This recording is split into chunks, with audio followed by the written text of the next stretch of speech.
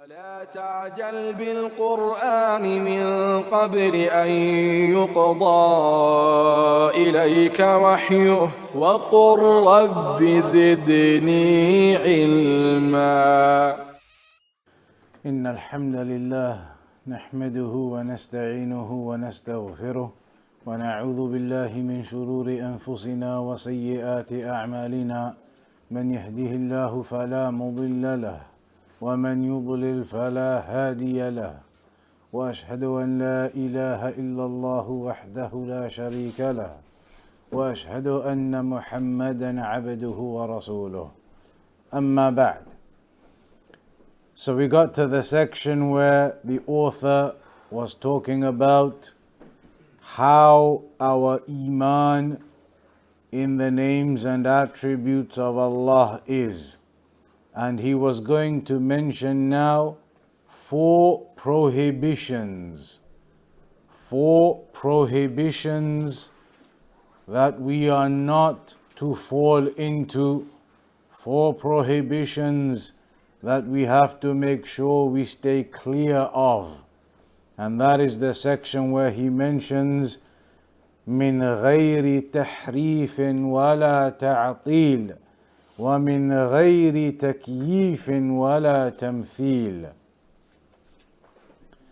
That we believe in what Allah has attributed to Himself and what the Messenger has attributed to Him without falling into tahrif, nor ta'til, nor takyif, and neither tamthil.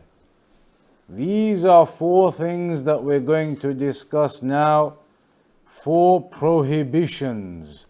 4 things that we do not do when it comes to the names and attributes of Allah. So the first is tahrif.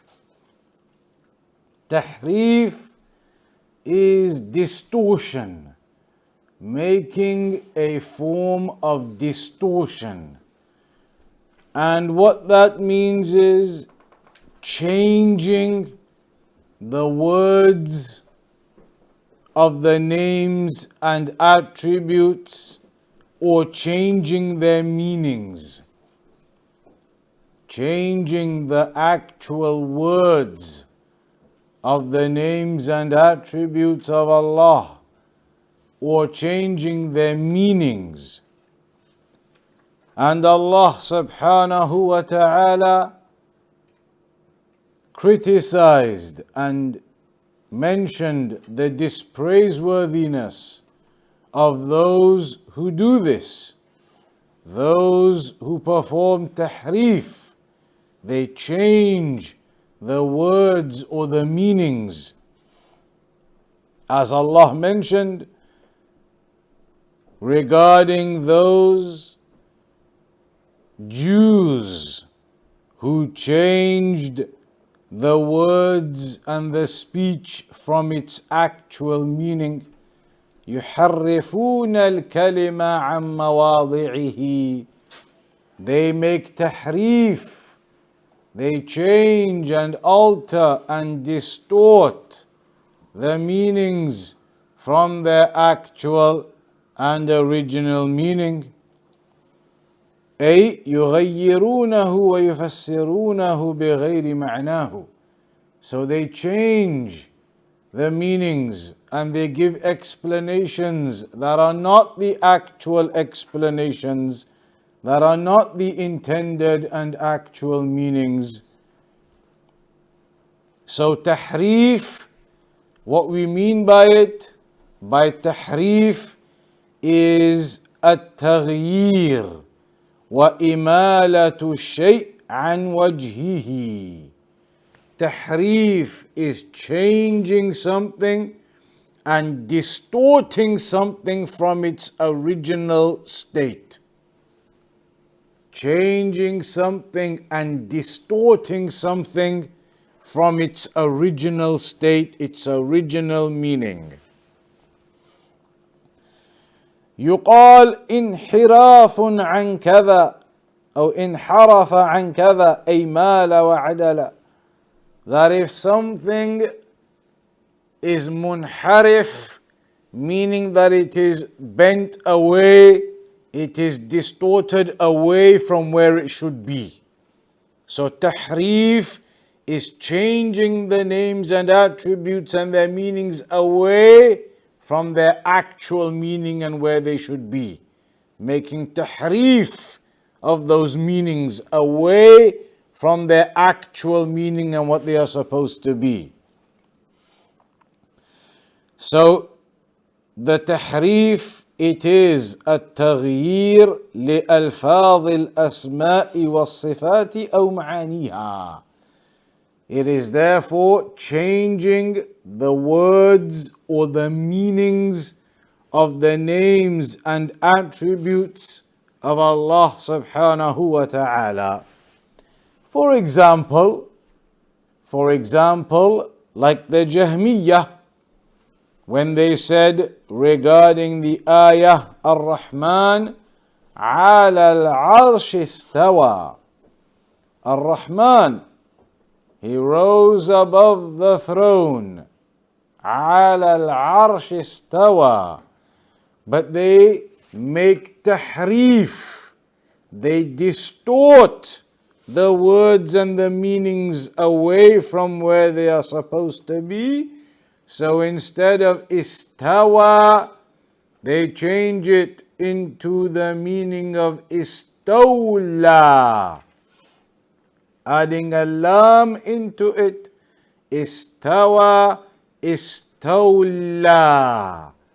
And by doing that, they change the meaning of what is intended, that Allah conquered the throne, rather than Allah being the Most High who rose above the throne. They say istawla instead of istawa. So they make tahrif. And those examples, we're going to look at them in proper detail later. Now this is just a brief synopsis, general examples to make the point and to understand. But the details we're going to get to later. Another example is وَجَاءَ رَبُّكَ. In the ayah, when it mentions وَجَاءَ رَبُّكَ, and your Lord, He came, they say, no, it is not Allah who comes. They say the meaning is وَجَاءَ أَمْرُ رَبِّكَ. The command of your Lord comes. So they've made tahrif, distortion, and changing the meaning away from its intended and actual meaning. Allah says He comes, وَجَاءَ رَبُّكَ. But they say no, وَجَاءَ أَمْرُ رَبِّكَ. The command of your Lord comes, your Lord does not come. So they distort and change the meaning and give an explanation that takes it away from its intended meaning. So we can say, therefore, tahrif is two types. Therefore, tahrif is two types. The first is the tahriful lafz, making the tahrif in the actual words. In the actual words.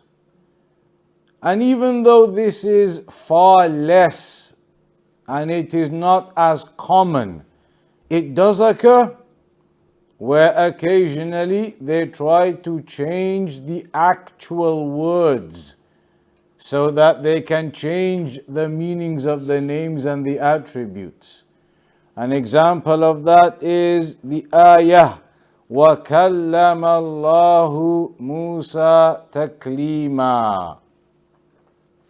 The ayah affirms the speech of Allah subhanahu wa ta'ala, and that Allah subhanahu wa ta'ala spoke to Musa alayhi salam. وَكَلَّمَ اللَّهُ Musa taklima. they make tahrif of the actual word and change the dhamma to a fatha.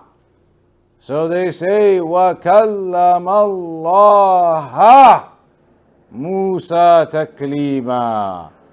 Instead of وَكَلَّمَ اللَّهُ, they change the word وَكَلَّمَ اللَّهَ.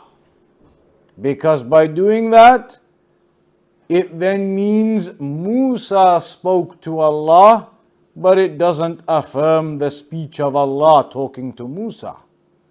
So they reject the speech of Allah in that way. So that is an example of tahrif al-lafz. Another one, like we just mentioned, is istawa. Istawa, when they say istawla, they add the lam into the word. Istawa, istawla. So instead of affirming al-istiwa, that Allah rises above the throne, they say no, this is just Allah conquers the throne and conquers the affairs.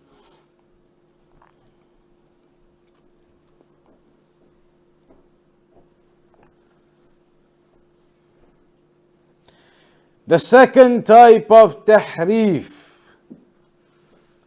is at-tahrif al-ma'nawi, the tahrif in meaning, where they change the actual intended meanings of the names and attributes of Allah into something that is not intended. And this, or these two types, they have been mentioned by the scholars. Ibn al-Qayyim rahimahullah ta'ala mentioned, وَالتَّحْرِيفُ نَوْعَانِ تَحْرِيفُ اللَّفْظ وَتَحْرِيفُ الْمَعْنَى. That tahrif, this distortion, is of two types. The distortion in the actual words, the change in the actual words, and the second type, the change in the meanings. They give explanations, and their explanations are distorted and away from the actual and original intended meanings.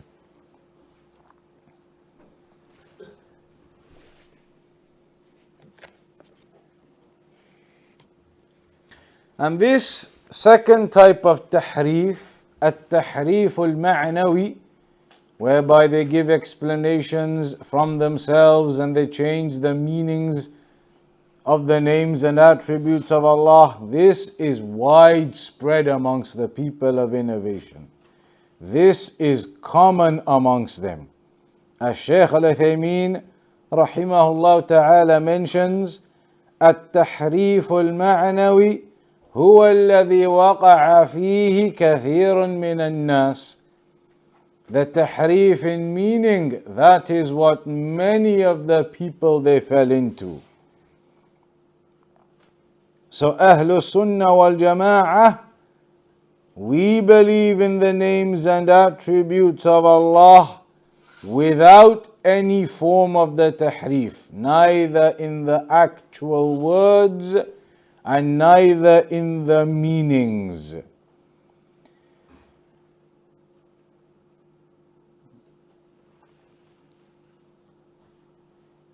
The second item mentioned here is wala ta'til.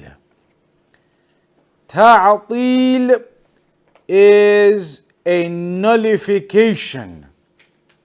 Ta'til is a nullification of something, to clear something out and to get rid of something, to nullify something, to make it null and void. تعطيل. وهو لغة الإخلاء. To strip something bare. To strip something bare. To make it vacant and empty and to nullify it. Ta'til. That is the second affair that is being mentioned here. And the point of ta'til, it is that they nullify and reject the names and attributes of Allah, the people of innovation. And so we as Ahlul Sunnah do not do that whatsoever. We do not nullify and negate and reject the names and attributes of Allah whatsoever. So ta'til, that is the second matter. Ta'til, meaning a nullification and making something void and vacant and empty and getting rid of it. And that is like it mentions in the Quran, وَبِئْرٍ مُعَطَّلَةٍ وَبِئْرٍ مُعَطَّلَةٍ, a well that is abandoned, unused, void, vacant, nullified, no purpose to it, gone, finished. That is ta'til. In our topic, the meaning of it specifically is إنكار ما أثبت الله لنفسه من الأسماء والصفات. To reject, this is what ta'til is in our discussion now, to reject the names and attributes that Allah has affirmed for Himself. If you reject any of the names and attributes that Allah has affirmed for Himself, then that is ta'til. سواء كان كليا أو جزئيا, regardless of whether that is a complete rejection or a partial rejection. Whether it is a complete rejection or a partial rejection, all of that is ta'til, which is impermissible. وسواء كان ذلك بتحريف أو بجحود هذا كله يسمى تعطيلا. And whether, regardless of whether you end up in ta'til because you outright reject the names and attributes of Allah, or you end up in ta'til because you make tahrif. If you do tahrif, you can end up in ta'til therefore, because if you distort and change the names and attributes from their original meanings to something else, it means that you are rejecting those names and attributes upon their actual meaning. You have rejected those names and attributes upon the actual intended meaning. So those who perform tahrif, then they have performed ta'til also. Ta'til can occur from that tahrif. You distort and change the attribute to something else, meaning the original and actual meaning of the name or the attribute, then that you have rejected, you have done ta'til of it. So this is the second affair. And Ahlul Sunnah wal Jama'ah la yu'attiluna ayya ismin min asma'illah. Ahlul Sunnah wal Jama'ah, we do not reject any name or attribute from the names and attributes of Allah. Al-Shaykh Al-Uthaymin rahimahullah ta'ala, he mentions, what is the difference between ta'til and tahrif then? What is the difference between ta'til and tahrif then? قلنا التحريف في الدليل والتعطيل في المدلول. The tahrif occurs in the actual evidences. They distort those evidences, change those evidences either in the actual words or in the meanings So tahrif occurs in the texts, in the evidences. Ta'til occurs in what those evidences then indicate to us. The evidences indicate to us Allah has particular names and particular attributes. They make ta'til of those conclusions. They make ta'til of what is being evidenced by those evidences. So in the evidences, they make the distortion, and what those evidences are showing, that's where they make their ta'til. They reject what the evidences are showing. And instead, they take the evidences and make them show something else. Tahrif. So, for example, when Allah says, بَلْ يَدَاهُ مَبْسُوطَتَانِ, that the two hands of Allah are outspread, they say, no, this means قُوَّتَهُ, His two powers. They say Allah does not have two hands, Allah has two powers, they say. So that is changing, doing tahrif of the evidence. The evidence mentions the two hands of Allah. They make tahrif of it and say, no, it's not the two hands, it is actually the two powers of Allah. And then as a consequence, they have ended up in ta'til because they have rejected the actual meaning of those evidences, rejected affirming the two hands of Allah. So they make tahrif in the evidences and therefore end up upon ta'til in the conclusions from those evidences and what those evidences show. So in that case, when a person says that the two hands of Allah, they are actually the two powers of Allah, they are the two powers of Allah, then he has done tahrif of the meaning and ta'til of the intended actual evidence and what it shows. So tahrif is distortion and changing. Ta'til is rejection of those names and attributes. And Ahlul Sunnah, we do not fall into either of them. We do not change and distort what Allah has told us in the Quran and what the Messenger has told us in the Sunnah.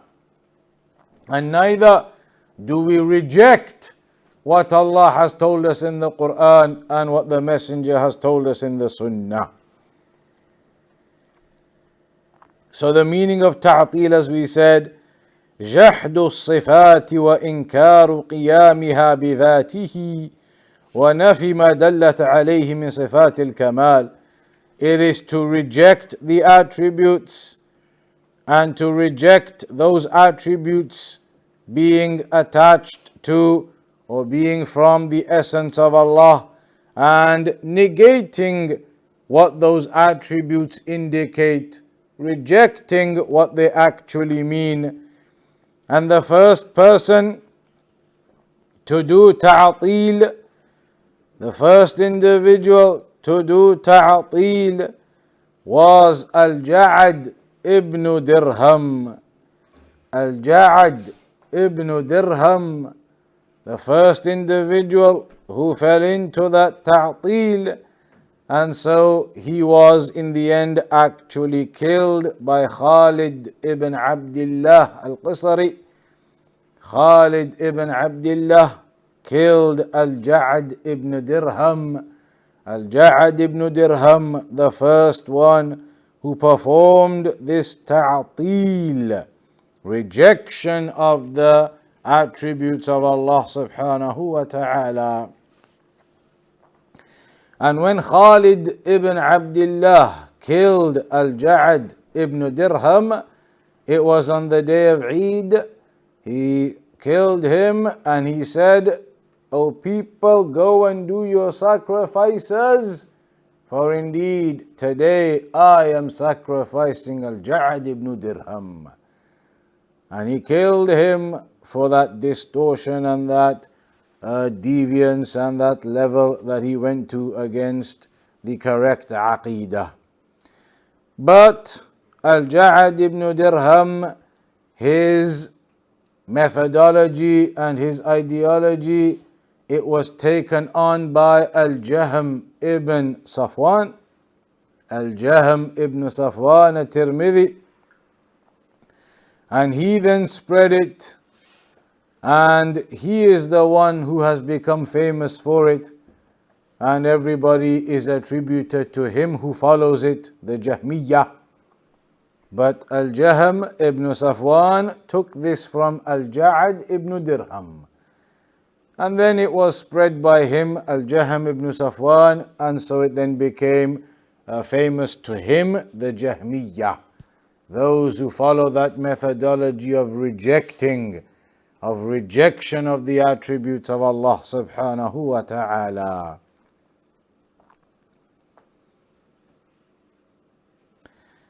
Ta'atil, when we talk about this rejection, and we are now establishing the principles. This principle now is very important. It will be important for all of the other attributes in the book. We don't do ta'atil. We don't reject the names and attributes of Allah. And ta'atil, it can be of different types. There are different levels of ta'atil, but the point of it is that it is a rejection of the names and attributes of Allah. The third point is then the takyif. The takyif. And the takyif, this is in relation to specifying the details and the descriptions of a particular attribute. Detailing the specifics of a particular attribute. Giving detail and specifics and the howness, what it looks like, how it is, details of the attributes. That is takyif. So Shaykh al-Uthaymeen mentions at-takyif is أن تذكر كيفية الصفة, that you start to talk about the details of what the attribute is, how it looks like, what it is. You start to give details about that attribute. What is the problem with this? The problem is, we said at the beginning, we are only going to take our knowledge about the names and attributes from that which we find in the Quran and the Sunnah. Have we been given and have we found in the Quran and the Sunnah descriptions and details of what all of these attributes of Allah are and what they look like? And have we been given all of those specific details? No. So if a person starts making them up himself, well, this attribute, I think it's probably like this and like that, and I think it probably looks like this and it probably looks like that, and starts making up descriptions and imaginations, then that is takyif, which is impermissible.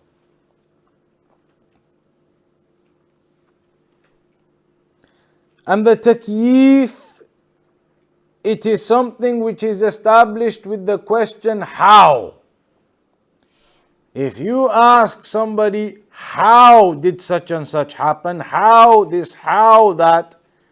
And the person then replies to your question, he is now giving you a takyif of something. For example, if you say, كيف جاء زيد? How did Zayd come? How did he come? How did Zayd come? How did he come? And you say, جاء راكبا. He came riding on a horse or riding on a camel. You've now explained how he came. You've explained he came riding on a camel or horse or whatever it was. So he didn't come walking, he came riding. You have now explained and given the takyif of how he came, the kayfa. If somebody was to say to you in Arabic, kayfa lawn as-sayyara, how is the color of the car? And you tell them, abyad, white. You have now done takyif. You have given an explanation, a detail about that particular item. So for us, it is not possible to start making takyif of the names and attributes of Allah. This is important to remember these points.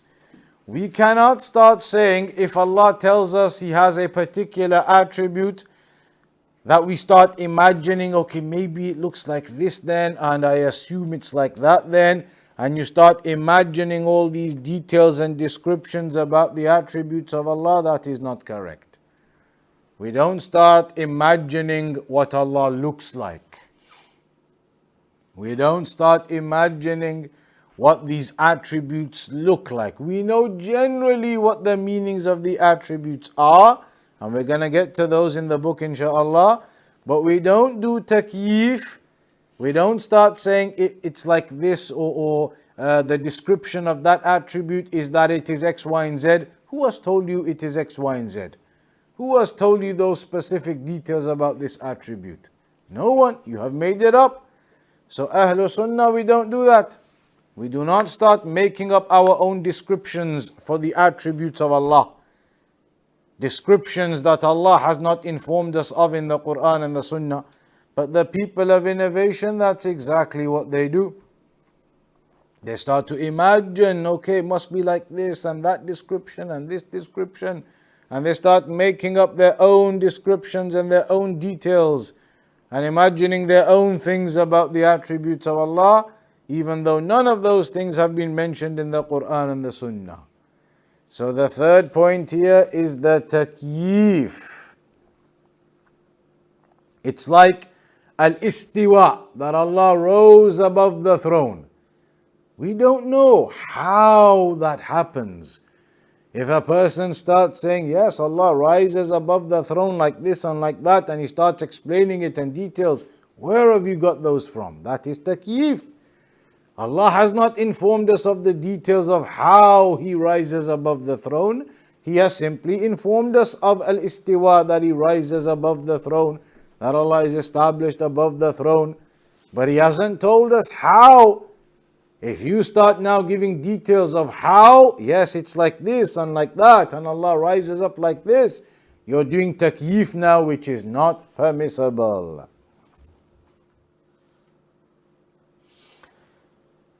If the Salaf used to say, قال بعض السلف, the Salaf, they used to say, إذا قال لك الجهمي, if a Jahmi, the ones who reject the attributes of Allah, if he says to you, إن الله ينزل إلى السماء, that Allah descends to the lowest heaven. We know that. But when he says to you, فَكَيْفَ يَنْزِلُ, how does Allah descend? Like in the narration it says, in the last third of the night Allah descends to the lowest heaven. So the Jahmi says to you, okay, Allah descends to the lowest heaven. How does Allah descend? You say to him, indeed, إِنَّ اللَّهَ أَخْبَرَنَا أَنَّهُ يَنْزِلُ. Allah has informed us that He descends. وَلَمْ يُخْبِرْنَا كَيْفَ يَنْزِلُ. But He has not informed us of how He descends. And this is a principle when it comes to those affairs. We affirm the attributes as Allah has mentioned them. But we cannot go beyond into trying to give our own explanations and descriptions of those attributes. If somebody says, okay, we believe in that attribute, but how does Allah do it? You cannot answer the how Allah does it, because Allah hasn't told us the how of how He does it. So we affirm the attribute, but we don't go into trying to make up explanations. Allah rises above the throne in this way and that way, and Allah descends to the lowest heaven in this way and that way. We haven't been told about this way and that way. So you cannot go into that imagination and description yourself. So that is the takyif, meaning you are specifying the detail of a particular attribute. وكيفية الشيء صفته وحاله، فالتكييف تعيين كنه الصفة وكيفيتها، وهذا مما استأثر الله به فلا سبيل إلى الوصول إليه إذا الصفة تابعة للموصوف، فكما لا يعلم كيف هو إلا هو فكذلك صفاته، فالصفات يحظى فيها حظو الذات. So when it comes to the names or the attributes of Allah, we cannot start to give descriptions because those details are from the knowledge that Allah has kept to Himself. The how does Allah descend? How does Allah rise above the throne? How this, how that? That is a knowledge that Allah has kept to Himself. And we do not know of that knowledge, and we are not able to achieve that knowledge. Because the attributes of Allah, they return back to the essence of Allah. Do we know of the essence of Allah and how Allah is? So therefore, if we don't know that, we don't know the how and the details and the specifics and the descriptions of the attributes of Allah. We cannot start to say, but Allah does it this way or does it that way. We don't know that. We know Allah descends, we know Allah rises above the throne, we know those things, but we don't know how those things occur. Allah hasn't told us how, so we do not get into the how.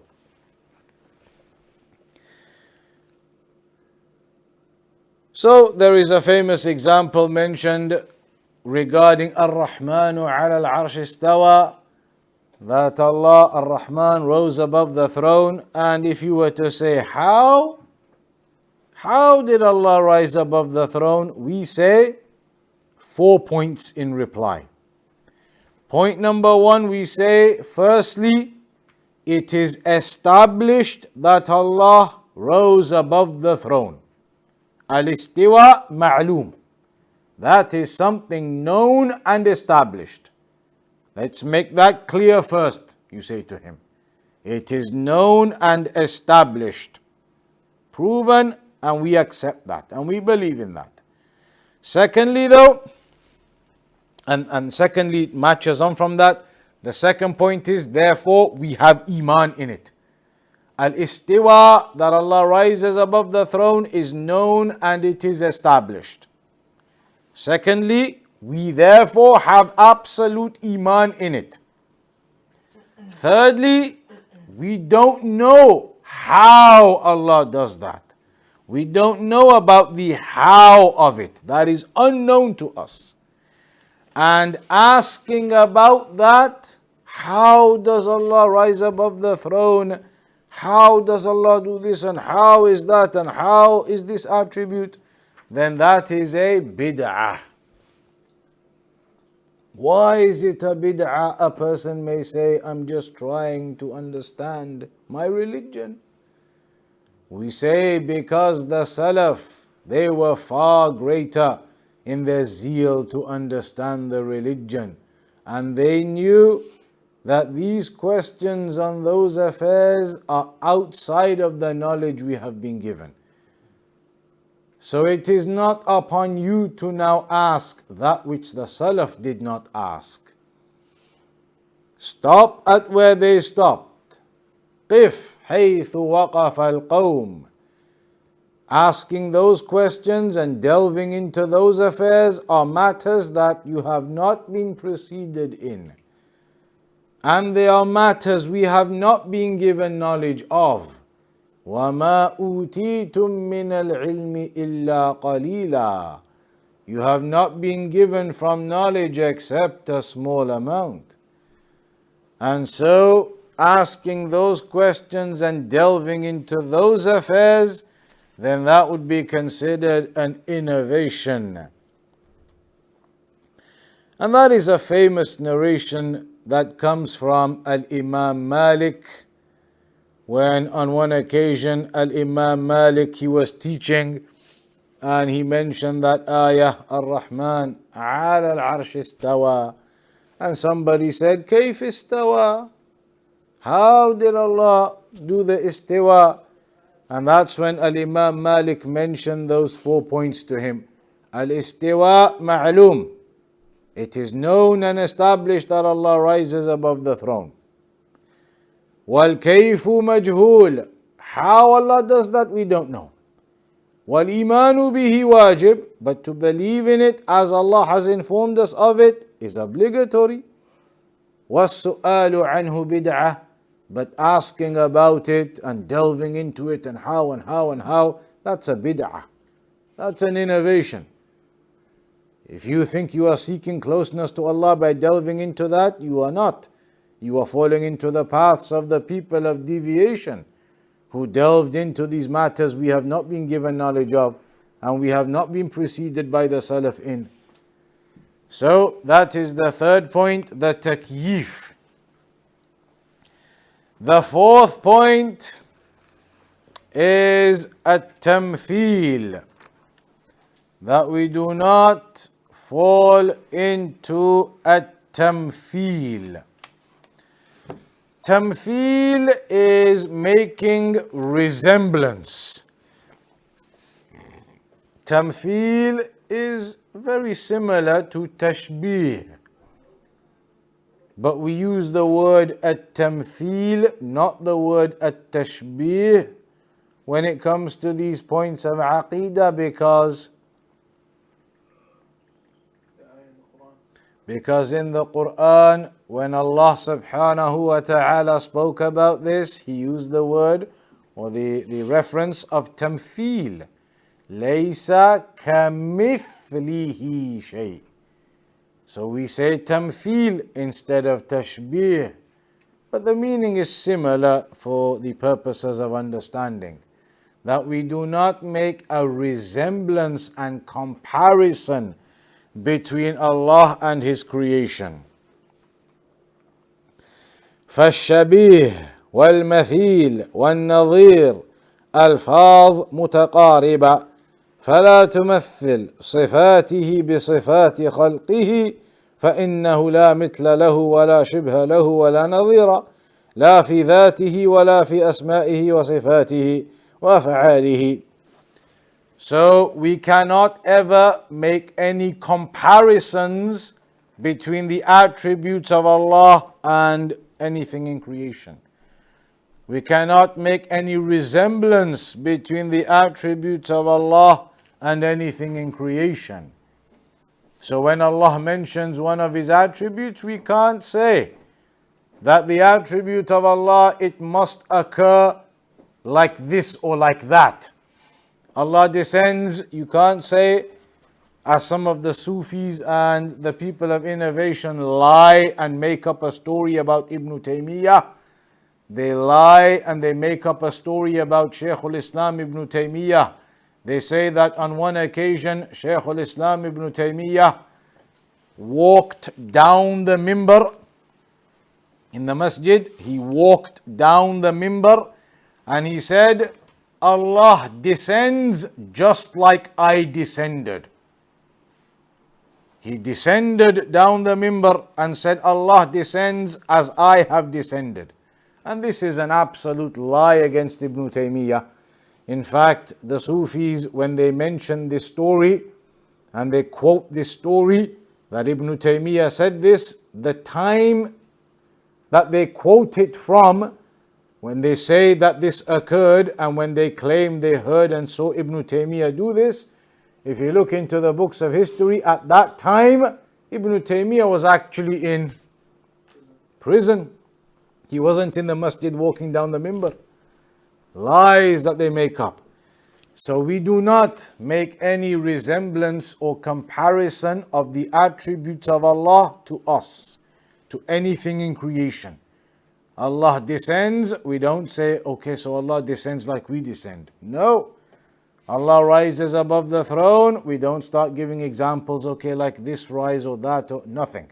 There is no comparison between Allah and His creation.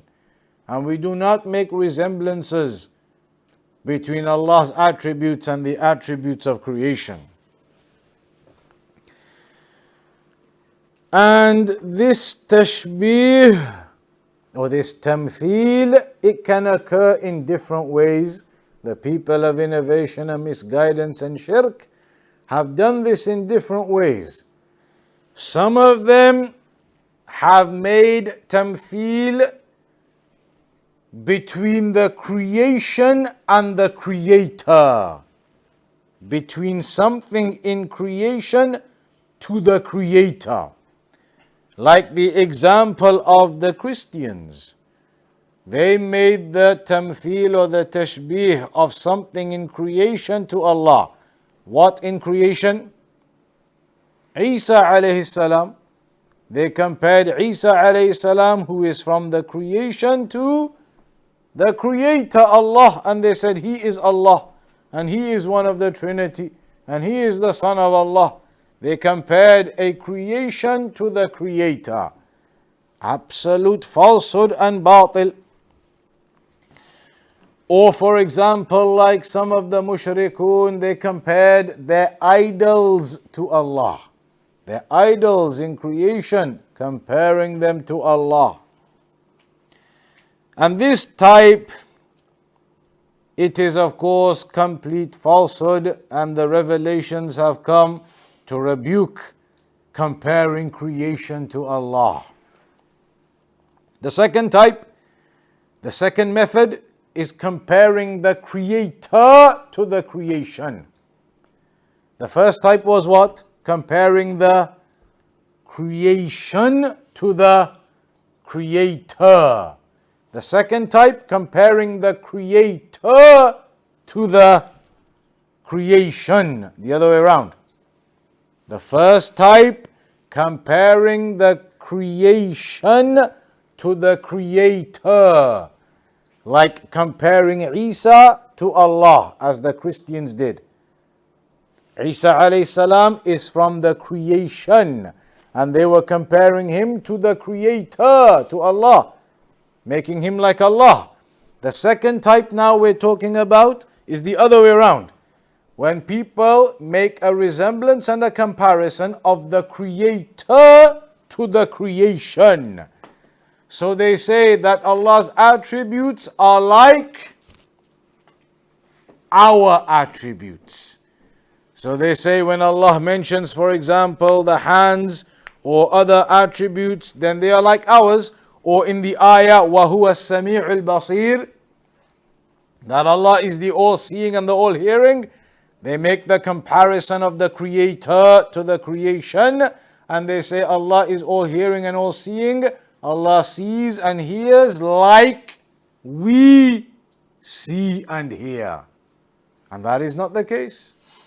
You cannot compare the creator to the creation. You cannot say, okay, Allah hears and sees, we hear and see, so Allah hears and sees like we hear and see. And you make a resemblance between the hearing and seeing of the Creator to the hearing and seeing that we have. And that is impermissible also.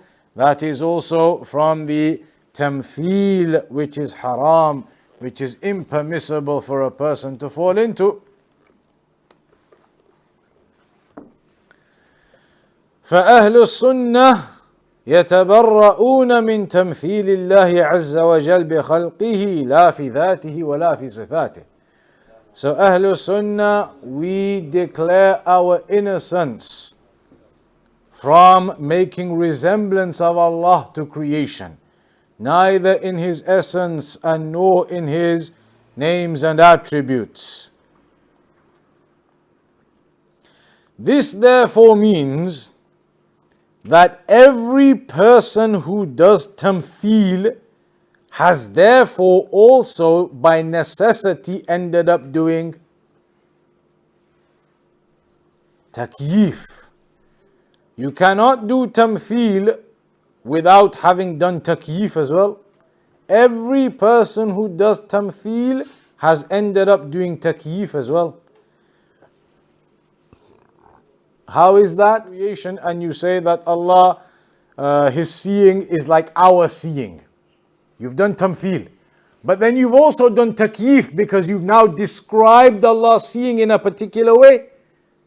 You've described Allah seeing like our seeing. It's a description and a specific statement about the attribute of Allah, of the howness of how Allah sees. So by doing tamthil, by default you are doing takyif as well. But not necessarily everybody who does takyif is doing tamthil, because somebody may give some form of description and imagination, but it's not necessarily something that they are directly making a comparison or resemblance to in creation. But both of those, at-takyif wa tamthil, are impermissible. Both of those are haram. And of course we have the ayah in the Quran, لَيْسَ كَمِثْلِهِ شَيْءٍ وَهُوَ السَّمِيعُ الْبَصِيرُ. There is nothing like unto Him. There is no comparison to Allah subhanahu wa ta'ala. Allah also told us in the Quran, قُلْ هُوَ اللَّهُ أَحَدٌ اللَّهُ الصَّمَدُ لَمْ يَلِدْ وَلَمْ يُولَدْ وَلَمْ يَكُنْ لَهُ كُفُوًا أَحَدٌ. And there is nobody equal or comparable to Him. And similarly, فَلَا تَجْعَلُوا لِلَّهِ أَنْدَادًا. Do not make any equals or comparables to Allah. There are many ayat. فَلَا تَضْرِبُوا لِلَّهِ الْأَمْثَالِ. Do not make parables or examples of Allah to creation or to other affairs. So the ayat and the evidences there are plentiful. And the Salaf, they were very strong and strict on this affair. ولهذا أطلق بعض السلف القول بالتكفير لمن مثل الله بخلقه. Some of the Salaf even said it is kufr, the ones who compare Allah to creation. So for example, Nu'aym ibn Hammad al-Khuza'i, the Shaykh of Imām al-Bukhari, he said, من شبه الله بخلقه فقد كفر. Whomsoever resembles Allah to His creation, compares Allah to His creation, then he has disbelieved. So those are the four main points to remember here. And they are the absolutely critical points to remember. Because everything we study in this book will depend on you remembering those four things. That all of the names and attributes we're going to learn them and accept them without any form of tahrif. We're not going to be changing or altering or giving our own explanations as they are, without tahrif and distortion and what you think and what I think and what the Imam thinks and your own explanations. No tahrif. Without also any ta'til. We're not going to reject any of them. If Allah tells us He has certain names and attributes in the Quran and in the Sunnah of the Messenger, which is established, then we will have iman in them.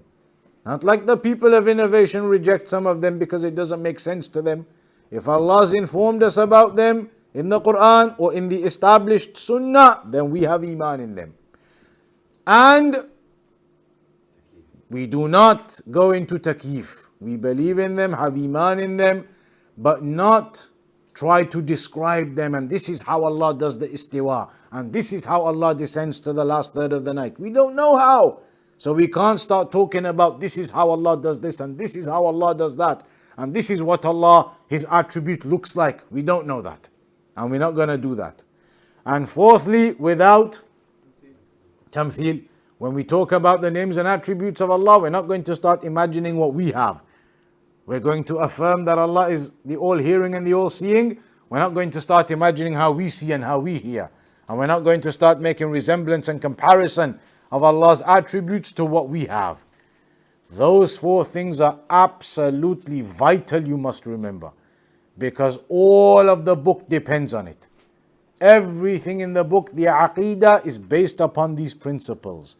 If you forget those principles, you'll end up going into the methods of the people of innovation. So those are the key principles. That's what you must learn for now. And you have next week off. There is no class next week. The next class will be in 2 weeks' time, inshaAllah. So you have plenty of time to revise these opening sections. That's 7 lessons now, 8 lessons we've done in Wasitiyyah.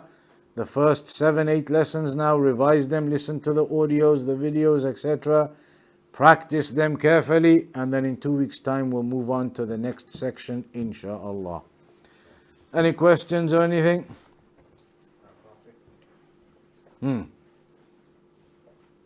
a common statement that the people in Spain say, they say that all of the scholars are in prison, and that they take examples of the likes of Ibn Taymiyyah, that he was in prison, thereby the real scholars are in prison, especially in our time now. That's not a proof of anything. Somebody gets imprisoned, that's supposed to be a proof of their piety and how they are right? Not necessarily at all. There is no principle for that whatsoever.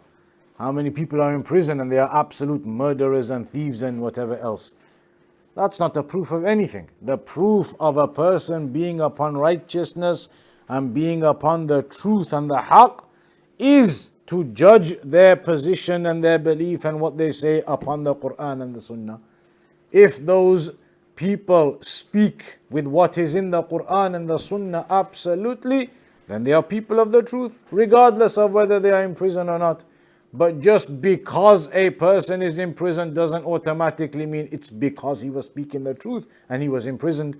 What is the reason why he was imprisoned? Many of these so-called scholars of theirs that they say are the real scholars have tendencies of the Khawarij. They have tendencies of the Ikhwan al-Muslimin. They have tendencies of Sayyid Qutb and all of these types of people. They have deviances. So if you want to judge the reality of a person, if he is truly a scholar upon the way of the Salaf, look at his affair. Look at what he teaches and what he propagates and what his methodology is. And these people who are imprisoned, many of them, when you check, you will see their oppositions to the Quran and the Sunnah, to the Aqeedah of Ahl Sunnah. You will see it clearly. So this claim that the real scholars are in prison is baseless. Check the Aqeedah and the manhaj of those in prison, and let's see if it matches up to the Aqeedah of Ahl Sunnah, and you will see it does not. So prison or no prison, that is not a condition of anything. A Salafi scholar may end up imprisoned, and then again, a deviant may end up imprisoned. That isn't the basis you judge whether somebody is upon the truth or not. So, these 4 types of people, can we say they're Muslims? Are they Muslims? Yeah, they are Muslims. We're going to get to those details later. Some of them may not be, who went to extremes, but those details, they'll become more clear when we go into more of the book. But they are Muslims generally because they make mistakes, they don't understand, they have confusion about things. So we can't say all of them are kuffar who do these things. Some of them may be, and the Salaf spoke about those, but we'll get into the details of that later, inshallah. Anybody else? Why are the lessons cancelled next week? So can you just elaborate in terms of what would be happening next week as a result of the lessons? Next week is the conference in Birmingham. Because of the conference in Birmingham, all the classes are going to be happening at the masjid in Birmingham in Wright Street. So everybody should try and go there for next weekend. All the mosques and the marakis and the brothers from everywhere, they're going to attend in Birmingham next week. So try and attend there next weekend, Friday, Saturday and Sunday. That's why the classes are cancelled in the north and all the other places. What time? All weekend, Friday, Saturday, Sunday, all day there's going to be classes going on. So anytime you go there, people are going to go and stay there, get a hotel or something, stay there Friday night, Saturday night, all 3 days there are going to be lectures all day. Anybody else? Alright, we'll conclude upon that then. وصلى الله على نبينا محمد وعلى آله وصحبه وسلم.